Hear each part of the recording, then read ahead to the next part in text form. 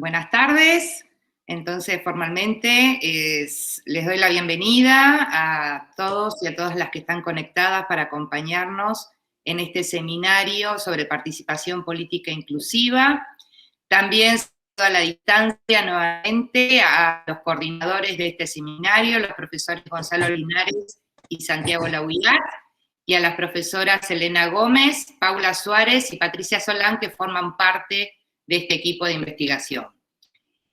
También quiero agradecer, como siempre, el espacio que nos brinda el Instituto de Investigaciones Ambrosio Gioja en el ámbito de la Facultad de Derecho, al equipo del instituto que hace posible la organización de este tipo de jornadas, y a la Oficina de Comunicaciones de la Facultad,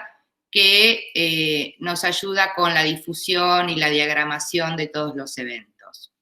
En el encuentro de hoy, y siempre con la finalidad o el objetivo de efectuar un aporte hacia la construcción de un derecho electoral más inclusivo, vamos a presentar una serie de reflexiones sobre las identidades diversas como un nuevo desafío para las normas de paridad electoral en nuestro país.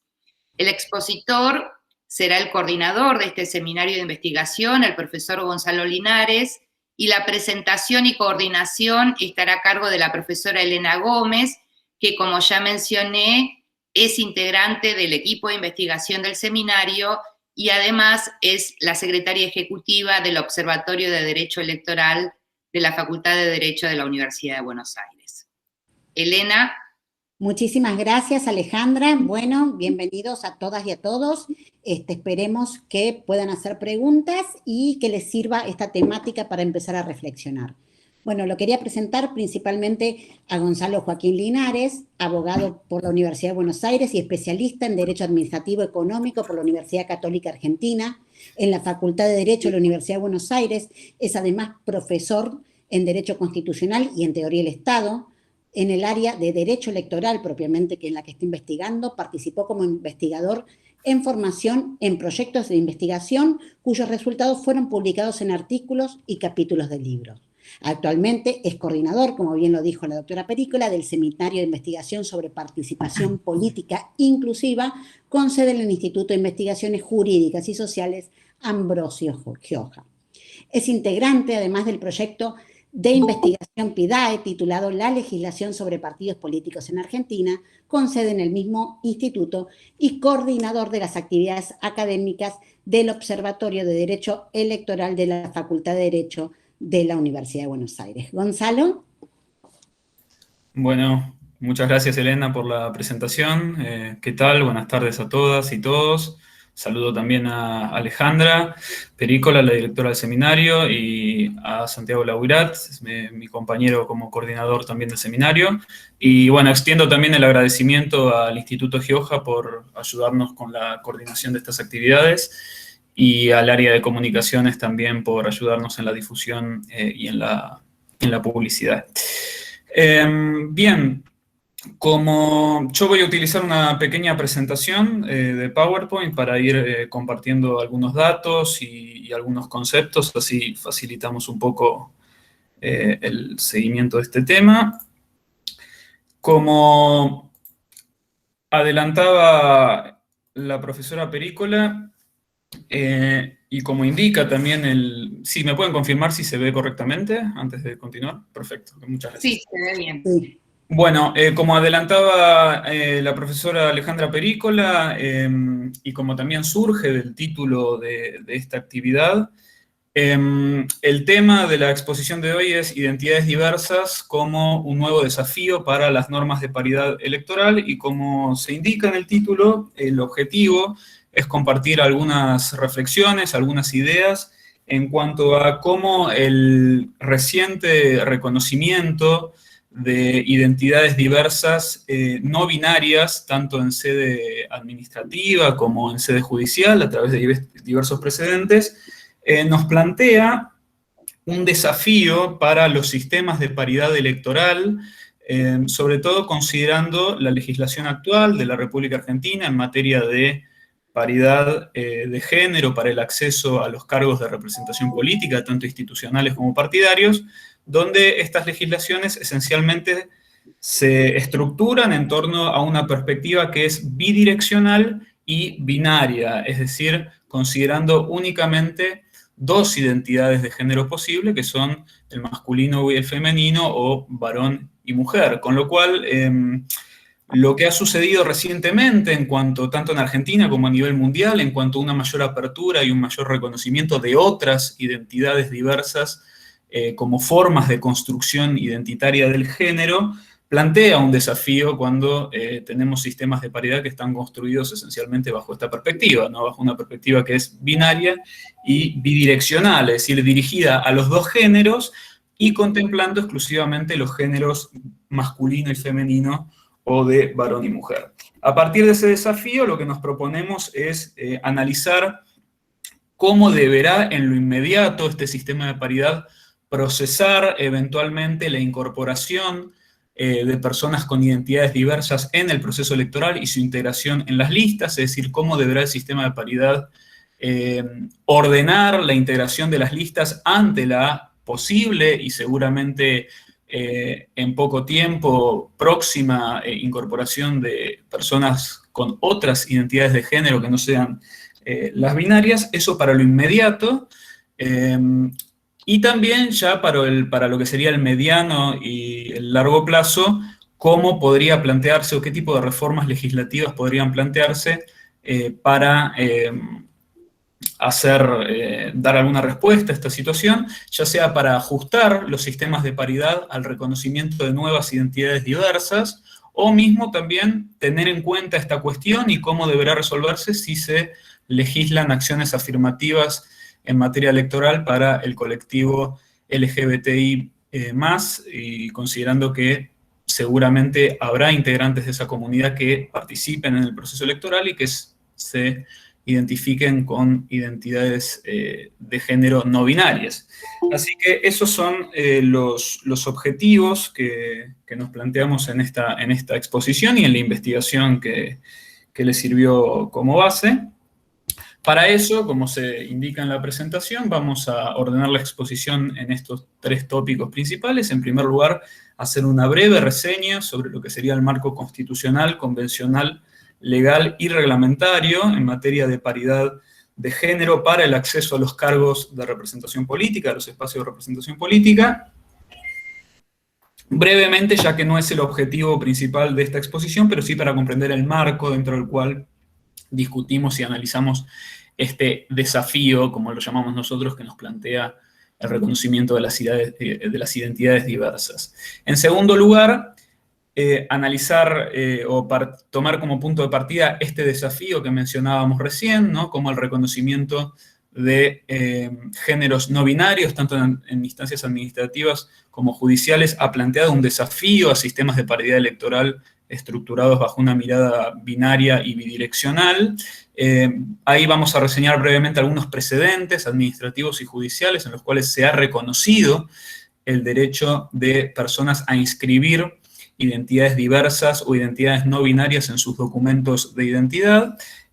sobre la base de una interpretación amplia de la Ley de Identidad de Género y teniendo en cuenta también las determinaciones que surgen del derecho internacional de los derechos humanos para esta materia. Y en tercer lugar, a partir de esto, plantear posibles problemas o controversias que se podrían plantear en lo inmediato en lo que es puntualmente la integración de las listas electorales frente a la posible incorporación de personas con identidades diversas o identidades de género no binarias, plantear algunas hipótesis de resolución para estas posibles controversias, teniendo en cuenta sobre todo los principios aplicables a esta materia y las distintas perspectivas de igualdad con las que se puede analizar esta cuestión, y también considerar estos aportes para futuras y eventuales legislaciones o reformas legislativas, como dijimos, legislaciones que busquen adecuar un sistema de paridad a un marco jurídico de la identidad de género que contemple identidades diversas o no binarias, y también para una eventual y posible incorporación de una normativa de cupo o una acción afirmativa para la comunidad, para los integrantes de la comunidad LGTBI+, teniendo en cuenta la posible participación en función de esto de personas con identidades de género no binarias o diversas. Bien, para comenzar entonces con lo que sería el primer tópico, que es hacer una breve reseña de lo que ha sido nuestro marco normativo en materia de paridad electoral o de cupo femenino, debemos mencionar como primer hito la sanción de la Ley 2412 del año 1991, es decir, antes de la reforma constitucional de 1994, que modificó el artículo 60 del Código Nacional Electoral y estableció que las listas que se presentaran para la elección de cargos legislativos a nivel nacional deberían tener mujeres, es decir, la presencia, la participación de mujeres en un mínimo de 30% de los cargos a elegir y en proporciones con posibilidades de resultar electas, y que no serían oficializadas ninguna lista que no cumpla con estos requisitos. Ahí podemos observar que esta primera ley establecía en primer lugar un cupo específicamente dirigido a las mujeres, es decir, no se trataba de una legislación de carácter bidireccional como la que tenemos actualmente, sino enfocada específica y textualmente en las mujeres, estableciendo un piso mínimo de participación del 30%, que debía ser tanto cuantitativo como cualitativo, es decir, representar cuantitativamente el 30% de la lista, pero además en lugares expectables, es decir, en lugares con posibilidades de efectivamente acceder a los cargos de representación. Ya desde el comienzo se presentaron algunos problemas de aplicación de esta ley, ciertas prácticas abusivas por parte de los partidos políticos, por ejemplo, marginar la integración de las mujeres ubicándolas en los últimos lugares de las listas y con escasas posibilidades de acceder, con lo cual fue necesario dictar algunas primeras disposiciones de carácter reglamentario. La primera de ellas fue el decreto 379 del año 93, que estableció una serie de criterios generales para la aplicación de la ley de cupo, que fueran uniformes y comunes a todos los partidos políticos y alianzas electorales al momento de la integración de la lista, sobre todo para evitar posibles futuras impugnaciones judiciales. Posteriormente, como muchos ya sabrán, la reforma constitucional de 1994 incorporó una serie de disposiciones relevantes en materia de igualdad de género para el acceso a los espacios de representación política, tanto a nivel gubernamental como partidario. En ese sentido, mencionamos que el artículo 37 de la Constitución Nacional, incorporado en el capítulo de nuevos derechos y garantías por esta reforma constitucional, estableció en el segundo párrafo un principio de igualdad real de oportunidades entre varones y mujeres para el acceso a los cargos electivos y partidarios, y que esa igualdad real de oportunidades se debía garantizar mediante acciones positivas en la regulación de los partidos políticos y en el régimen electoral propiamente dicho. Este artículo 37 se integra con la disposición transitoria segunda, que estableció que las acciones positivas o medidas afirmativas a las que alude el artículo 37 de la Constitución, en este segundo párrafo, no podían ser inferiores a las que ya estaban vigentes, es decir, en referencia al cupo que ya había sido legislado con anterioridad a la reforma constitucional y que ya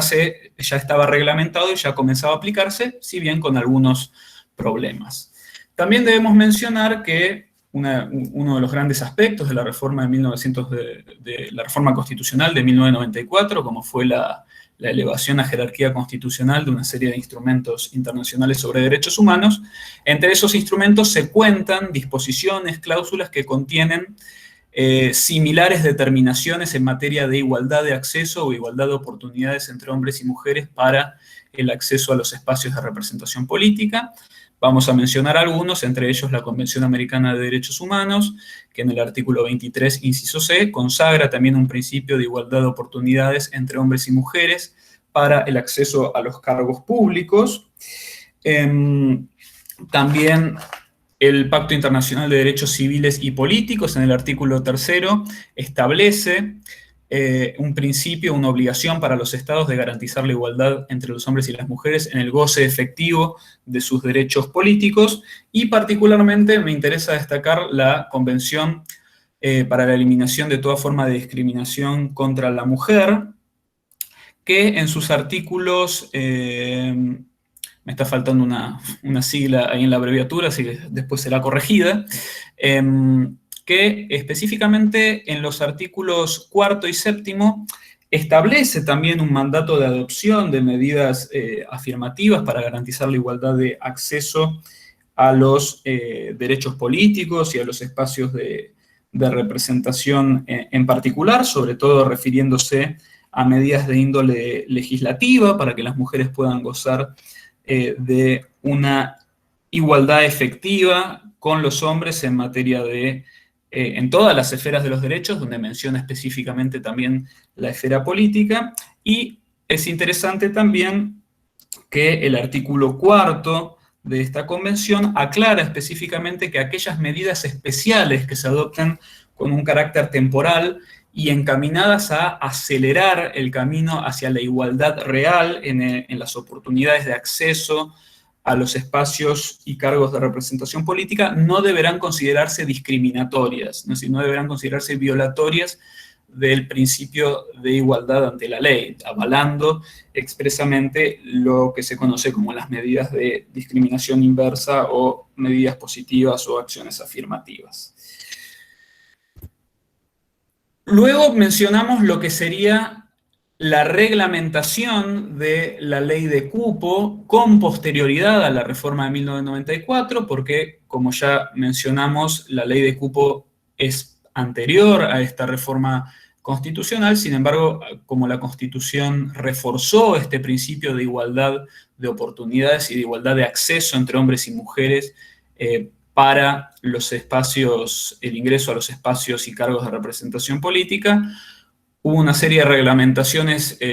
posteriores para la aplicación e interpretación de la ley de cupo femenino que justamente buscaron reforzar este compromiso de cara al mandato constitucional del artículo 37 y de la cláusula transitoria segunda. Ahí vamos a mencionar, por ejemplo, el decreto 1246 del 2000, donde por vía reglamentaria se aclaró que el 30%, el cupo del 30%, debía ser interpretado como un piso mínimo, ¿sí? Y no como una cuota fija, mucho menos como un techo. Y aclaró también que en aquellos casos en que no fuese posible matemáticamente traducir ese porcentaje en un número entero, en una unidad entera, el piso, el cupo, el porcentaje debía traducirse expresándolo en el número inmediatamente superior, para lo cual incluso agregó como anexo una tabla estableciendo específicamente en cada situación cómo se tenía que cumplir ese cupo. Y posteriormente mencionamos también el decreto 451 del 2005, donde se estableció también una regla de interpretación y de aplicación del cupo femenino, que la podríamos denominar como la regla del 1×2, en el cual se estableció que al momento de integrar las listas electorales cumpliendo el cupo del 30%, desde el primer lugar hasta el último se tenía que ubicar a una mujer por cada 2 candidaturas de varones o 2 candidaturas masculinas como mínimo. Es decir, el piso se tenía que verificar, se tenía que cumplir como mínimo, cumpliendo con esta regla elemental de una candidata mujer cada 2 candidatos hombres. Y es interesante que en este mismo artículo fijó un principio de interpretación y de aplicación para eventuales controversias que se pudieran fijar, que se pudieran generar a los fines de la aplicación del cupo. Y ese principio establecía que en todos los casos, en caso de duda, se debía privilegiar la medida de acción positiva a favor de la igualdad real de oportunidades. Es decir, fijó este criterio de interpretación para la resolución de posibles controversias. Esto nos puede servir de guía para analizar el tema que a nosotros nos ocupa, que es la eventual integración de listas con personas de géneros no binarios o de identidades de género diversas. Vamos a mencionar también un precedente muy importante en cuanto a la interpretación y a la aplicación de la vieja ley de cupo femenino, la ya derogada ley de cupo femenino, porque los criterios de interpretación que se establecen en este precedente también nos pueden resultar útiles para tratar la cuestión que nos ocupa puntualmente a nosotros. El caso es el caso incidente de Ciudad Futura, Distrito Santa Fe, o más breve, el caso Ciudad Futura. Es una sentencia de la Cámara Nacional Electoral del 13 de julio de 2017, y este caso se originó porque en el marco de las elecciones de medio término del año 2017, donde todas las provincias renovaban la mitad de su representación en la Cámara de Diputados de la Nación, se presentó en la provincia de Santa Fe un partido político, presentó en el marco del procedimiento de oficialización de listas una lista integrada en su totalidad por candidatas mujeres. Es decir, se tenían que elegir 10 cargos de diputado nacional en Santa Fe, con lo cual este partido, Ciudad Futura, propuso, oficializó una lista integrada en su totalidad por mujeres, es decir, por 10 mujeres sin ningún candidato varón. La lista fue impugnada por integrantes, otros miembros del partido político, y el Juzgado Federal con Competencia Electoral de la provincia de Santa Fe estableció que no era válida, no era ajustada a derecho una lista de candidatos a diputado nacional integrada 100% por mujeres, y ordenó readecuar la lista incluyendo candidatos varones en por lo menos un 30%. Es decir que, de alguna manera, apartándose de la literalidad de la norma que establecía que el cupo, el piso del 30% era específicamente para las mujeres, la justicia electoral, la justicia federal con competencia electoral de Santa Fe entendió que ese piso de un 30% se tenía que garantizar también para los varones y que por lo tanto no se podía convalidar jurídicamente una lista integrada en su totalidad por mujeres. La Cámara Nacional Electoral confirmó esta sentencia en un voto dividido, en un fallo dividido. La mayoría, el voto de la mayoría de la Cámara Nacional Electoral consideró que si bien la ley de cupo, la vieja ley de cupos 24.012 se había sancionado específicamente a favor o en resguardo de los derechos de las mujeres a gozar de una igualdad de oportunidades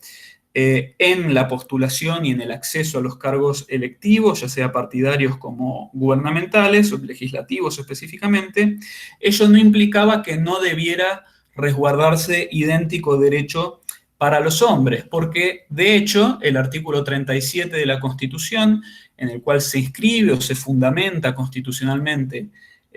la entonces ley de cupo y actualmente la ley de paridad, establece que se tiene que garantizar una igualdad real de oportunidades entre hombres y mujeres, es decir, para ambos géneros por igual, sin efectuar ningún tipo de diferencia o ningún tipo de distinción. Por lo tanto, el voto mayoritario de la Cámara Electoral, en este caso, consideró que no podía darse una solución que implicara negar a los hombres, a los varones, del derecho que la ley acordaba a las mujeres, porque en ese caso se estaría efectuando una discriminación, una distinción formal, es decir, una distinción de trato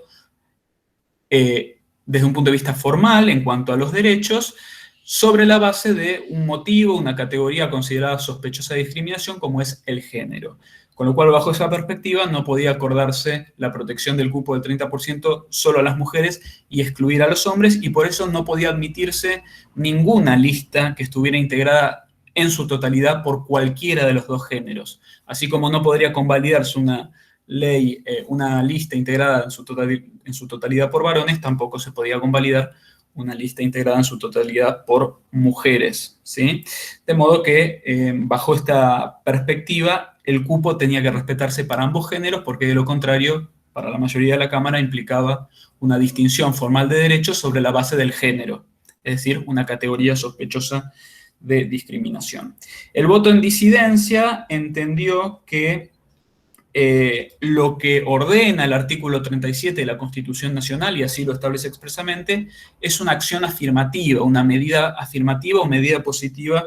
de igualdad. Y precisamente el concepto mismo de las acciones afirmativas consiste en eso, consiste en establecer un trato formal distinto, diferenciado para cierto grupo, para cierto sector, porque se reconoce, se identifica y se reconoce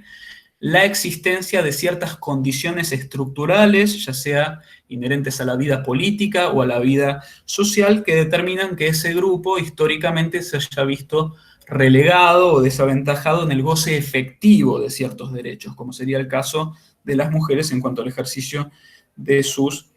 derechos políticos. Y que en ese sentido la ley de cupo femenino recogía este concepto de acción afirmativa estableciendo el cupo como una medida específica para las mujeres. Textualmente la ley de cupo decía que el 30% era un piso para las mujeres específicamente y no para ambos géneros, con lo cual era coherente con el concepto mismo de acciones afirmativas. Con lo cual, allí lo que remarcó el voto en disidencia es que el 30% debía entenderse como un cupo, una cuota, específicamente para el grupo considerado históricamente relegado en el goce efectivo de sus derechos en condiciones de igualdad real, de igualdad efectiva, porque además así surgía textualmente de la ley de cupo, que hablaba de un 30% para las mujeres. A diferencia, señaló este voto en disidencia, de aquellas leyes de paridad que establecen fórmulas bidireccionales, es decir, donde la regla de paridad se establece expresamente para ambos géneros y no para uno solo, como sería el caso de la ley de paridad actual que ahora analizaremos. Más allá de eso, de esta interpretación textual, lo que observó el tribunal, lo que observó este voto en disidencia, es que tampoco se podía aplicar el cupo en beneficio de un grupo para el cual no había sido textualmente legislado este porcentaje, pero que además tampoco era el grupo históricamente relegado o desaventajado en el goce efectivo de sus derechos políticos, porque implicaría aplicar una acción afirmativa en beneficio del grupo ventajoso y no del grupo histórica o estructuralmente relegado, lo cual iría en contra de la finalidad misma del concepto de acción o medida positiva que establece el propio artículo 37 de la Constitución. Esto nos interesa a nosotros porque si bien se trata de un fallo que no interpreta la cuestión del género no binario, sí nos aporta criterios de interpretación en cuanto a cómo debe aplicarse este tipo de disposiciones bajo distintos argumentos y bajo distintos argumentos o métodos interpretativos, y también basándose en distintas perspectivas de lo que sería el principio de igualdad, que es el principio central en esta materia. Continuando, y para vincularlo con lo que mencionábamos recién, el voto en disidencia de este fallo había mencionado específicamente que la vieja ley de cupo femenino se diferenciaba de otras leyes que adoptaban fórmulas bidireccionales, es decir, que se dirigían hacia ambos géneros y no solamente hacia uno de esos géneros. Y en este sentido debemos destacar que en ese mismo año se sanciona la actual ley de paridad de género en los ámbitos de representación política, ley 27.412, que efectivamente, como expresa la disidencia del fallo Ciudad Futura, se diseña a partir de un enfoque bidireccional, es decir, la regla de paridad está dirigida para ambos géneros y no solamente para las mujeres o el grupo, que en este caso sería el grupo históricamente relegado o más desaventajado en el goce efectivo de sus derechos en igualdad, bajo condiciones de igualdad real. Ahí vemos que el artículo primero de la ley sustituye el artículo 60 bis del Código Nacional Electoral y establece que las listas de candidatos para cargos de senador, diputado nacional y parlamentarios del Mercosur debe integrarse de manera intercalada, ubicando de manera intercalada a candidatas mujeres y candidatos varones desde el primer puesto, desde el primer candidato titular hasta el último candidato suplente. Es decir, establece una regla de paridad de 50-50 o 50%. Y esta regla de paridad se tiene que cumplir de manera alternada desde el primer lugar, desde el primer candidato titular hasta el último candidato suplente, y se debe respetar para ambos géneros, ¿sí? Ahí presentamos un pequeño ejemplo de lo que sería una lista de 5 candidatos, ¿no? Cómo se tendría que cumplir la regla de paridad, aclarando que la ley no establece la obligatoriedad de que sea una mujer quien encabece la nómina, con lo cual presentamos las dos variantes, ¿no? Una fórmula, una lista encabezada por un candidato varón y una lista encabezada por una candidata mujer. En ambos casos se va cumpliendo la alternancia desde el primer hasta el último lugar. También la ley de paridad electoral estableció normas para resolver o para establecer cómo se tiene que solucionar la situación de un cargo vacante, tanto en la Cámara de Senadores de la Nación como en la Cámara de Diputados de la Nación. Es decir, para el caso de muerte, renuncia, separación o inhabilidad o incapacidad permanente de un legislador nacional. En caso de que se trate de un senador nacional, es decir, una banca en el Senado, la que queda vacante, si se trata de uno de los senadores que fue elegido por el partido o agrupación o alianza electoral que obtuvo la mayor cantidad de votos y que por lo tanto le pertenecen las dos primeras bancas siguiendo el sistema de lista incompleta, esa vacante debe ser cubierta por el candidato a senador o senadora suplente de su mismo sexo, ¿sí? Respetando el mismo sexo de la persona que dejó vacante el cargo. En el caso de que se tratase del senador que fue elegido por la minoría, es decir, el tercer senador por la minoría, siguiendo el mismo sistema de lista incompleta, debe ser sustituido por el suplente o la suplente también de su mismo sexo. Y establece una disposición similar en materia para lo que es el caso de la Cámara de Diputados, es decir, en caso de que quede vacante un escaño en la Cámara de Diputados por muerte, renuncia, separación o las otras causales previstas en el Código Electoral, deberá ser sustituido también por los candidatos de la lista de su mismo sexo, siguiendo el orden establecido de la lista, primero hasta agotar los candidatos titulares. Y una vez agotados los candidatos titulares, se continuará con los suplentes. En caso de que no se pueda cumplir con esta regla porque se agotaron incluso los candidatos suplentes, se debe proceder a la elección de un nuevo miembro para la Cámara. Ahí vamos a mencionar algunos aspectos vinculados a la reglamentación de estas normas, específicamente las normas que se aplican en materia de un cargo vacante en cualquiera de las dos cámaras, y la aplicación e interpretación jurisprudencial que se hizo sobre esta reglamentación, porque también fija criterios de interpretación que nos pueden resultar útiles para el tema que nos interesa a nosotros, que es el de la integración de listas con personas de identidades diversas o identidades de género no binarias. Ahí debemos señalar que el decreto reglamentario 171 del 2019, es decir, decreto reglamentario de la actual y vigente Ley de Paridad de Género en materia electoral, resuelve en el artículo 7º una situación que la ley no prevé, porque la ley previó específicamente el caso de que se produzca una vacante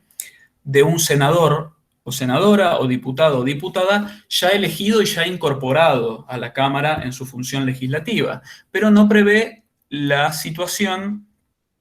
o no prevé qué es lo que se debe hacer cuando se produce una vacante en una lista ya oficializada, pero antes de la elección. Esto es lo que se resolvió por vía de reglamentación, es decir, a través del decreto reglamentario, y allí este decreto reglamentario 171 del 19 estableció en el artículo 7º que si el candidato falleciera, el candidato de una lista ya oficializada, ¿no?, falleciera o fuese inhabilitado antes de la realización de las elecciones, debe ser reemplazado por la persona del mismo género que le sigue en la lista. Esta disposición fue interpretada por la Corte Suprema de Justicia de la Nación en el precedente bastante reciente, Juntos por el Cambio sobre oficialización de candidaturas. Este precedente se dictó a raíz de un conflicto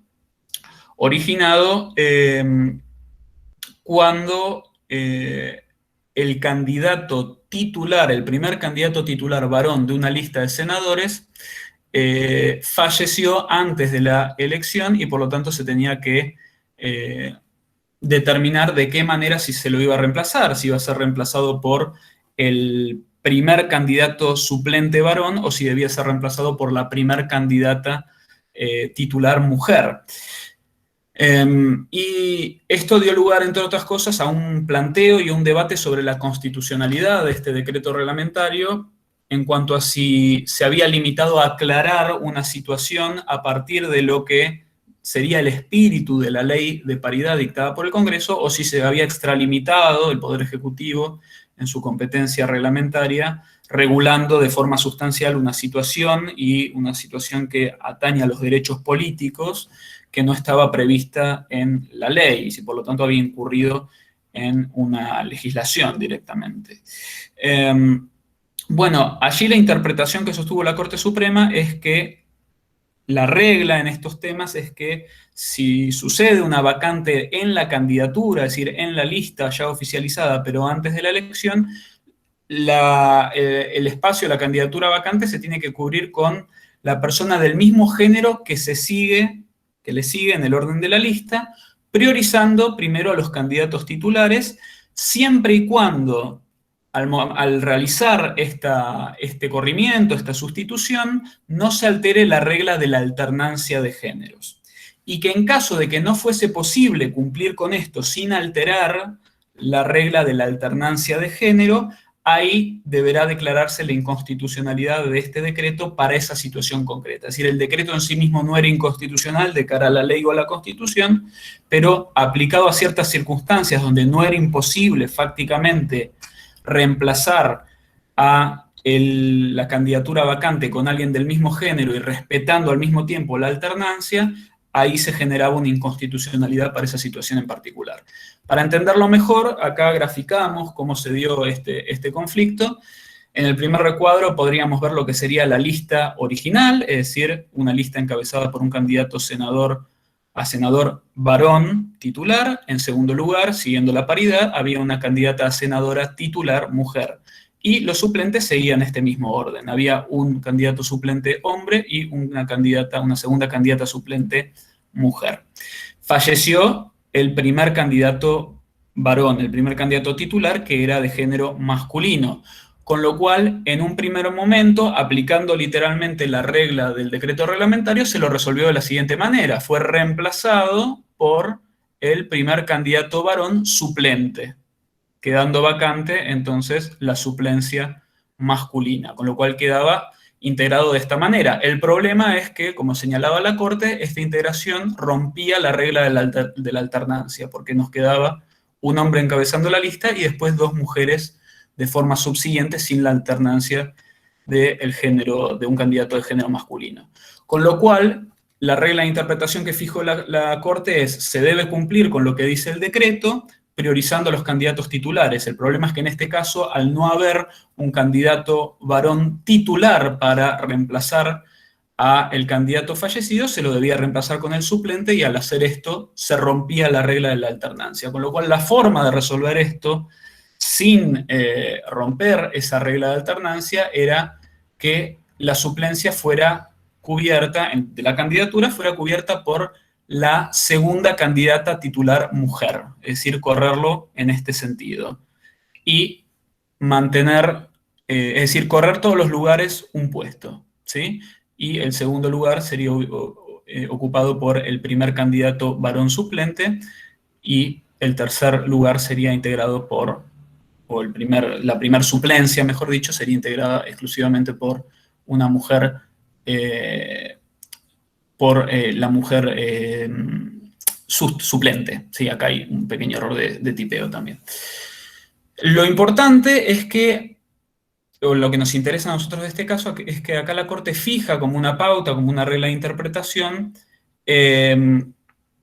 esta idea de que cualquier interpretación que se haga del cupo debe tender a garantizar la igualdad de oportunidades mediante la regla de la alternancia, es decir, respetar la ubicación intercalada, ¿sí? Por eso el decreto era inconstitucional al aplicarlo a esta situación en particular, porque si se lo aplicaba literalmente, como se muestra en el segundo cuadro, se rompía esta regla de la alternancia entre la segunda candidata titular y la primera candidata suplente. Con lo cual, acá es importante mencionar que en este criterio de interpretación de la Corte se vincula directamente el principio de igualdad de oportunidades con la idea de la alternancia, del respeto irrestricto a la alternancia. Este criterio también nos puede llegar a servir para ver cómo se puede resolver eventualmente la integración de listas con personas de identidades de género no binarias. Bien, yendo ahora sí a lo que es directamente la cuestión que nos ocupa, ¿no? ¿Qué sucede con la posible incorporación de candidatos o candidatas que se identifiquen con identidades de género diversas o no binarias? Es decir, ni como hombres ni como mujeres, no como varón ni como mujer, sino con otros géneros de carácter no binario o con otras identidades diversas. Bueno, ahí debemos mencionar como punto de partida que el decreto reglamentario de la Ley de Paridad de Género 171 del 19 establece también que a los fines de la aplicación de las normas de paridad de género establecidos en la ley 2742, es decir, la ley de paridad de género antes analizada, el género del candidato o candidata estará determinado por el sexo reconocido en el documento nacional de identidad vigente al momento del cierre del padrón electoral, independientemente de su sexo biológico o, en su defecto, constancia de la rectificación del sexo inscripta debidamente en el Registro Nacional de las Personas, de acuerdo con lo establecido por el artículo 7º de la Ley 26.743, que es la Ley de Identidad de Género. Así que en este sentido vemos que la reglamentación de la Ley de Paridad de Género remite a las disposiciones de la Ley de Identidad de Género a los fines de establecer cuál es el sexo o cuál es la identidad de género que se toma en cuenta para cumplir con la regla de paridad al momento de integrar las listas. En este sentido debemos mencionar que la Ley de Identidad de Género 26.743 establece, vamos a reseñar solamente 2 de sus artículos, los que nos interesa a nosotros para este tema, que es la definición del derecho a la identidad de género. La ley establece en el artículo 1 que toda persona tiene derecho al reconocimiento de su identidad de género, al libre desarrollo de su persona conforme a su identidad de género y a ser tratado de acuerdo con su identidad de género y en particular identificado de ese modo en los instrumentos, es decir, los documentos que acreditan la identidad. Y a tales fines, el artículo 2 de la Ley de Identidad de Género define que se entiende por identidad de género a la vivencia interna e individual del género, tal y como cada persona la siente, la cual puede corresponder o no con el sexo asignado al momento del nacimiento, incluyendo la vivencia personal del cuerpo. Bueno, en este sentido, la ley se inscribe en un paradigma de que entiende al derecho a la identidad de género como un derecho personalísimo, como un derecho vinculado a la autodeterminación, que entienda a la identidad como un concepto esencialmente dinámico, como una construcción identitaria que una persona realiza a lo largo de su vida y que por lo tanto está directamente ligado al derecho a la autodeterminación o a la autonomía y por lo tanto se aparta de lo que serían los paradigmas o los criterios que se conocen como patologizantes, en el sentido de tratar la cuestión de la identidad de género como una patología médica o psiquiátrica o como disforia de género, sino verlo como una vivencia interna del derecho a la identidad y regularlo desde una perspectiva de derechos humanos. En este sentido, nuestra ley está absolutamente alineada a lo que estableció la Corte Interamericana de Derechos Humanos en la opinión consultiva 2417 del 24 de noviembre de ese año, que trata la cuestión vinculada a la identidad de género y a la igualdad y la no discriminación a las parejas del mismo sexo, y entre otras cosas estableció una serie de pautas en cuanto a los parámetros que tienen que cumplir las legislaciones de los estados americanos en materia de identidad de género y los procedimientos que se deben regular para asegurar estos derechos y qué requisitos o características tienen que cumplir. También mencionamos los principios de Yogyakarta que establece una serie de parámetros o criterios para lo que es la aplicación y la interpretación de la legislación internacional en materia de derechos humanos, específicamente para cuestiones vinculadas a la orientación sexual y a la identidad de género como parte de lo que sería el marco normativo de esta cuestión. Bien, en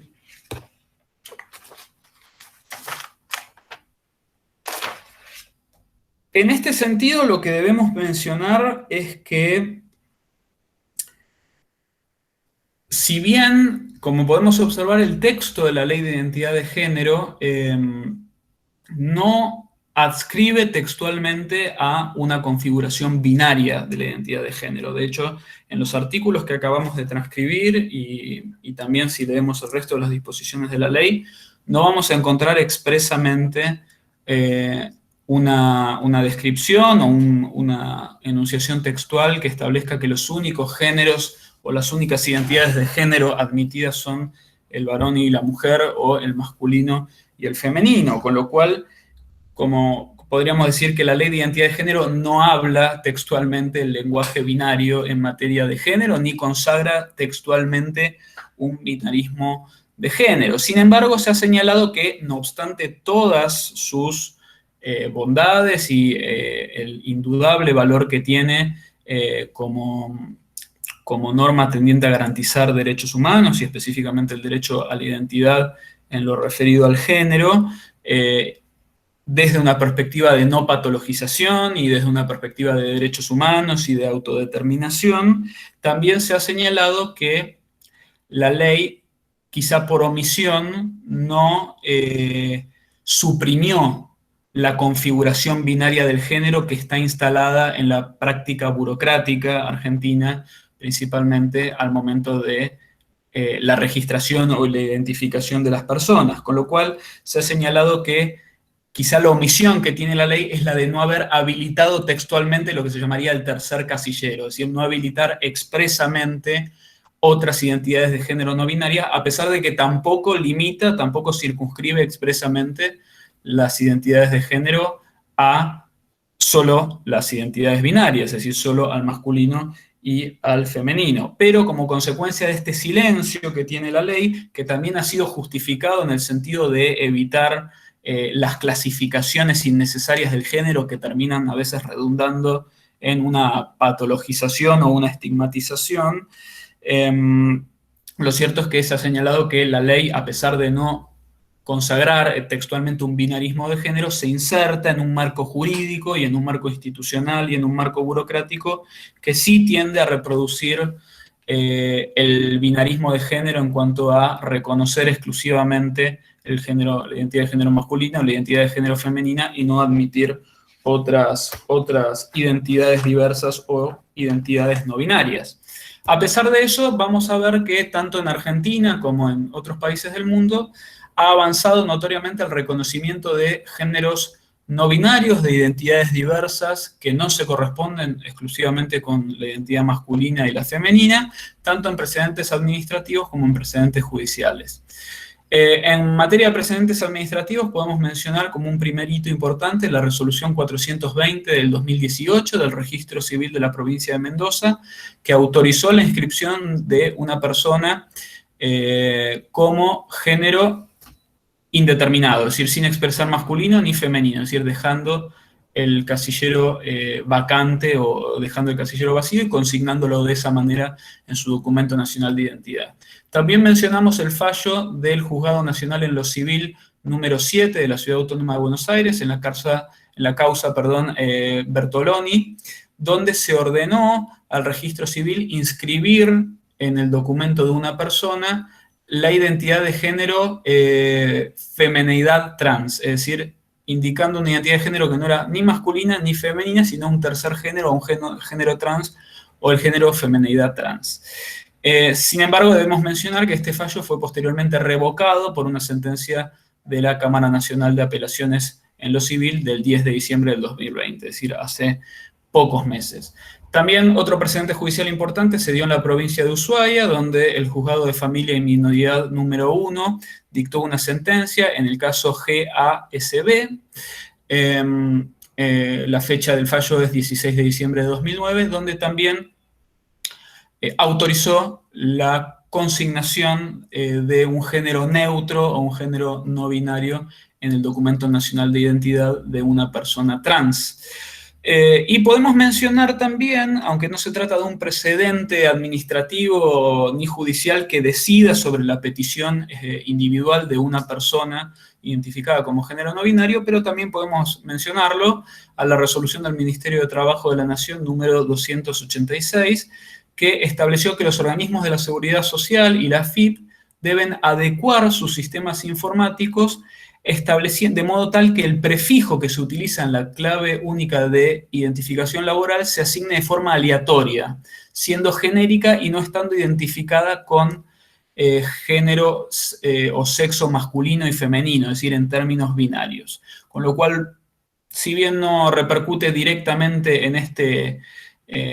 en el sistema de la ley de identidad de género, lo cierto es que, bueno, busca modificar los criterios de asignación de los prefijos en la CUIL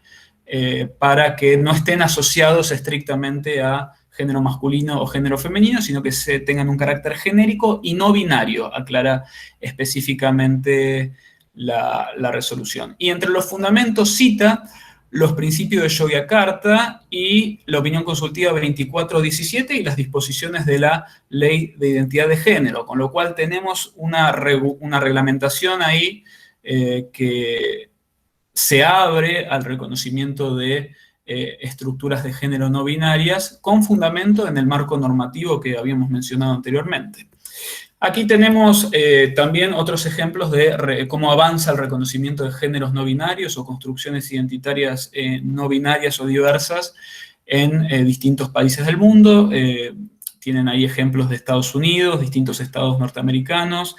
Nueva Zelanda, Canadá, Alemania, Pakistán, Australia y otros casos más que, para no consumir mucho tiempo, les dejo la información por si lo Vamos quieren. cerrando, por favor. ¿Cómo? ¿Vamos concluyendo? Sí. Gracias, Gonzalo. Vamos concluyendo. Bien, la pregunta entonces del millón es, ¿qué pasaría eventualmente ante la presencia de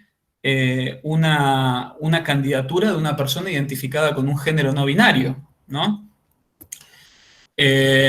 ¿Cómo haría el sistema de paridad electoral vigente actualmente para procesar esta situación, teniendo en cuenta, como dijimos, que es un sistema con una perspectiva binaria y con una perspectiva bidireccional del género? Bueno, acá yo presento un ejemplo donde casi que intento reproducir la controversia de Ciudad Futura, pero incluyendo una candidatura de género no binario, ¿no? En un caso, la lista es encabezada por una persona masculina y en otro por una femenina. El segundo lugar está integrado cumpliendo la regla de alternancia y se presenta una candidatura no binaria en el tercer lugar. Bueno, una posible solución sería respetar estrictamente la regla de la alternancia, que es la pauta de interpretación que, por ejemplo, citó la Corte en el caso de Juntos por el Cambio, y establecer que a continuación de la candidatura no binaria debe restablecerse la alternancia teniendo en cuenta la identidad de género de la última candidatura binaria, es decir, en este caso restableciendo a partir del género masculino y de la manera inversa en el otro caso. Sin embargo, observamos que al cumplir con esta regla de respeto y restricto a la alternancia, se genera un costo en términos de lugares en la lista y también de posición y posibilidades de acceso en la lista, que es absorbido por uno u otro género, según la lista sea encabezada por una persona de género masculino o femenino, el costo se podrá generar para uno de ellos dos.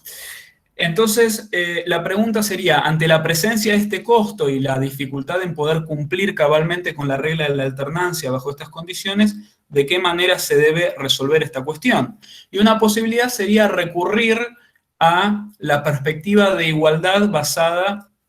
en la igualdad como no sometimiento, la igualdad como emancipación o la concepción estructural de la igualdad, que es la que tuvo en cuenta el voto en disidencia de la Cámara Electoral en el caso de Ciudad Futura, es decir, tener en cuenta que la Constitución incorporó una perspectiva de igualdad que identifica ciertos grupos a los que considera históricamente relegados o vulnerables y establece medidas afirmativas para proteger específicamente su situación y garantizar un acceso,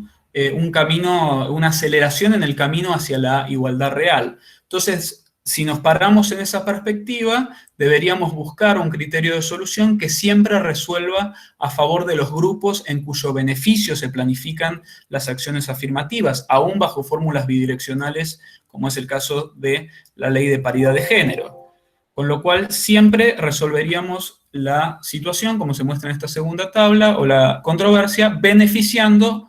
a, en este caso, lo que es el grupo identificado como destinatario de las acciones afirmativas, que sería el femenino, lo que implicaría romper esta regla de alternancia estricta, pero respetando o siguiendo esta concepción de igualdad que orienta el mandato de adoptar estas acciones afirmativas. En este caso, después de la candidatura no binaria, asegurando siempre la candidatura femenina y por lo tanto generando o distribuyendo el costo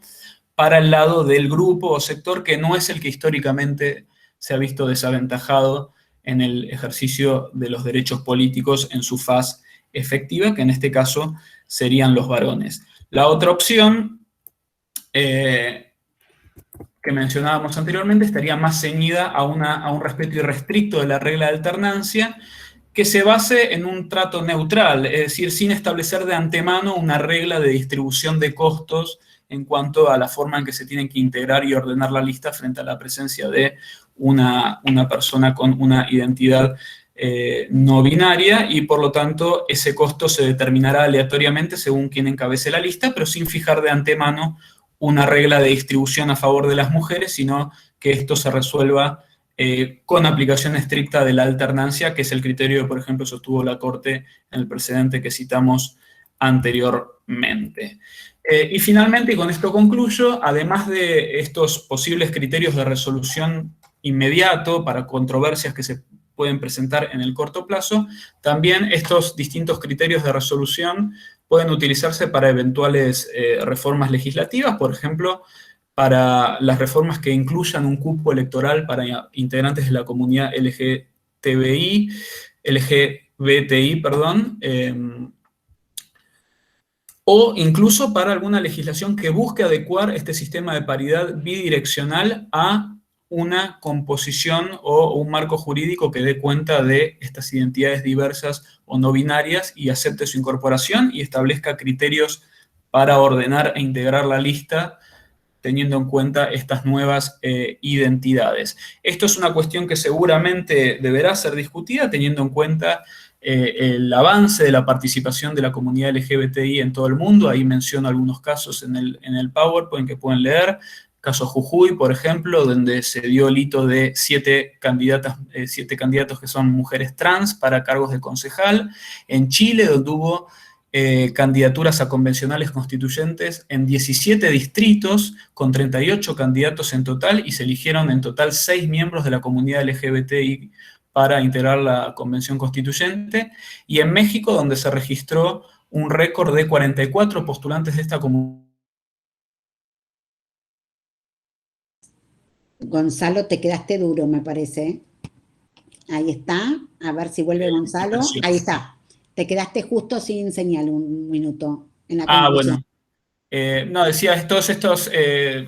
avances que se van viendo en el continente y en la región dan cuenta de que eventualmente es muy factible que se regule algún tipo de cupo o acción afirmativa a favor de este grupo, y dentro de este grupo habrá seguramente candidatos identificados con géneros no binarios, con lo cual la cuestión se deberá tener en cuenta si se legislan finalmente acciones afirmativas de este tipo. Así que, bueno, perdón por haberme extendido unos minutos de más, y con esto termino la exposición, y bueno, quedo a disposición para cualquier pregunta o cualquier comentario.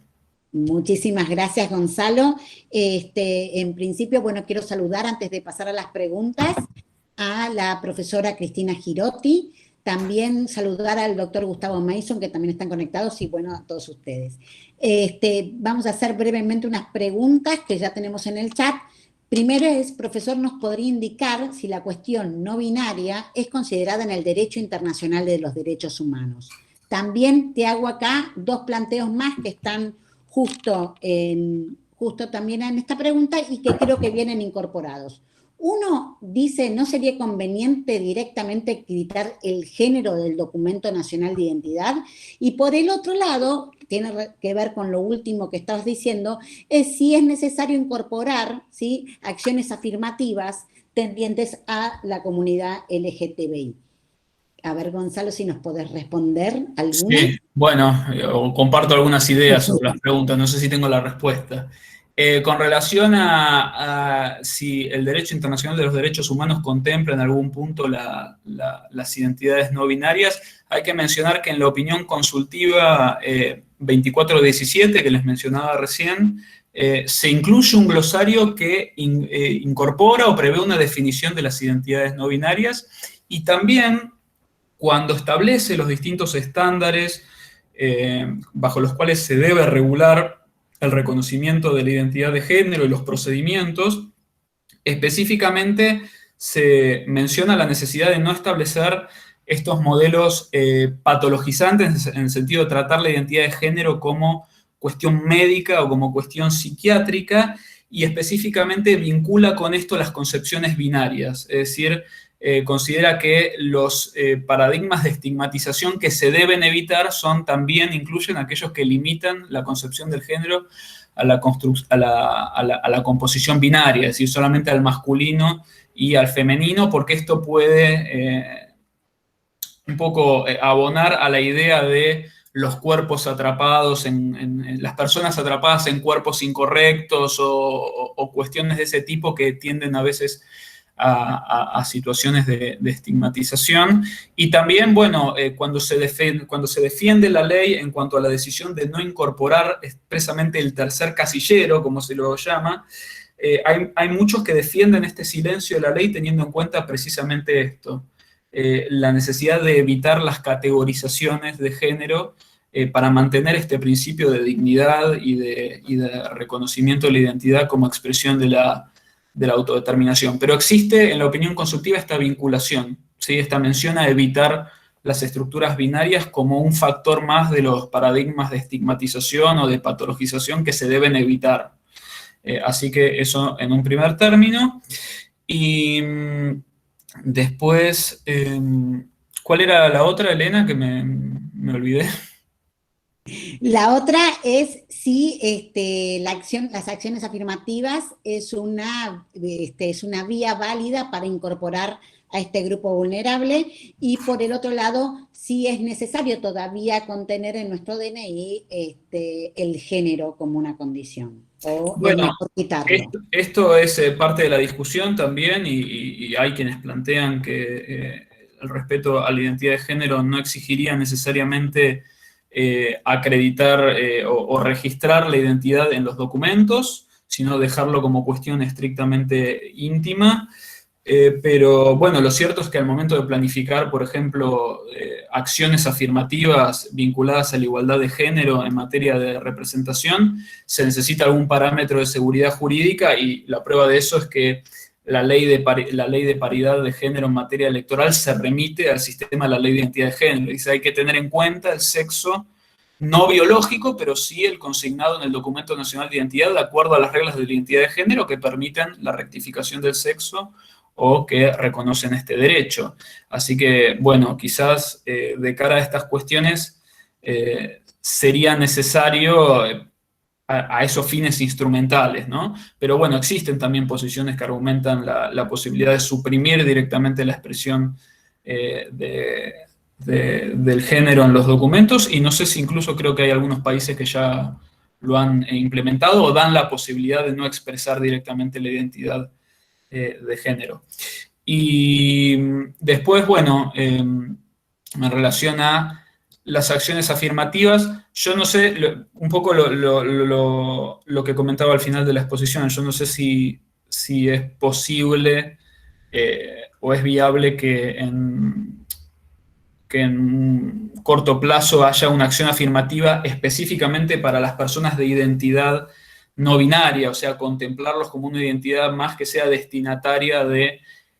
una acción afirmativa, o destinataria también de una regla de paridad, que en vez de bidireccional implicar una alternancia cada 3, pero sí creo que es viable que se empiecen a legislar cupos o acciones afirmativas para la comunidad LGBTI, teniendo en cuenta, por ejemplo, estos avances de participación y también reclamos de participación, donde hubo avances de la participación de los integrantes de esta comunidad, también coincide sistemáticamente con reclamos de mayor participación o de más lugares para los integrantes de esta comunidad en las listas. Entonces, si en algún momento se planifica algún cupo, alguna cuota en esta materia, como por ejemplo incluir unas candidaturas LGBTI por ejemplo, en los primeros 3 lugares de una lista como piso mínimo, bueno, habrá que tener en cuenta de cara a una ley de paridad de género que es bidireccional, que seguramente habrá personas integrantes de esta comunidad que se identifiquen como varón y mujer, pero también habrá personas que se identifiquen bajo géneros no binarios. Y si continúa el reconocimiento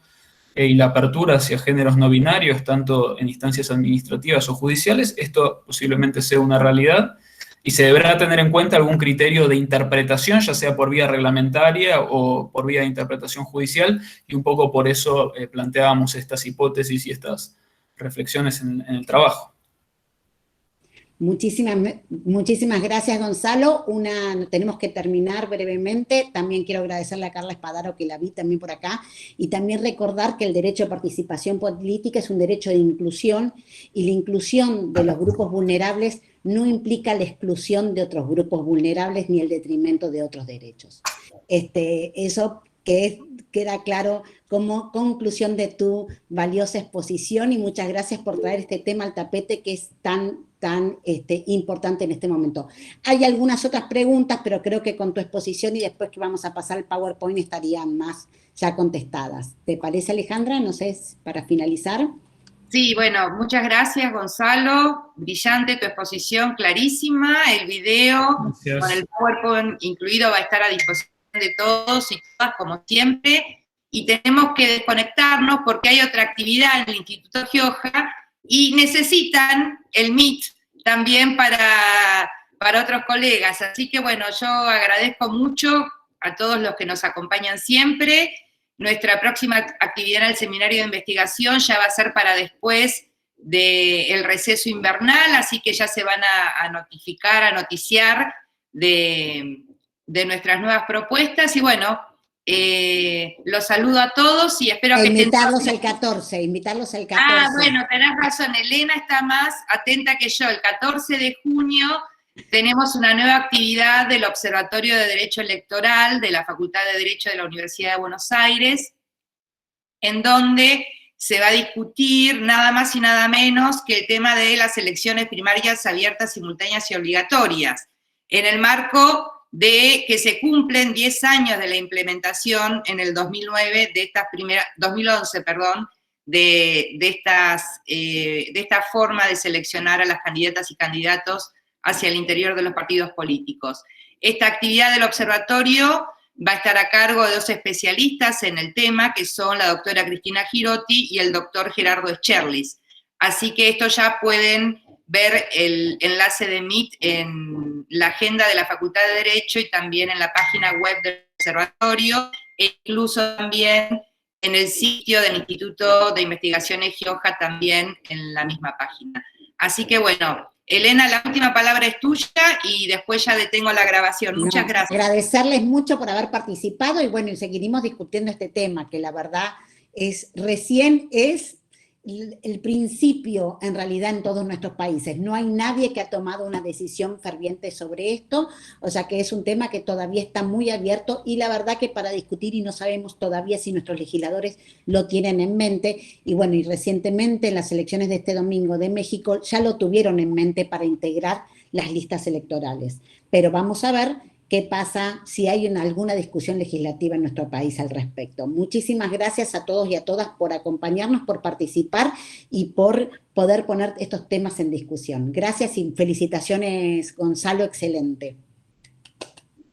Bueno, muchas gracias a todos y a todas.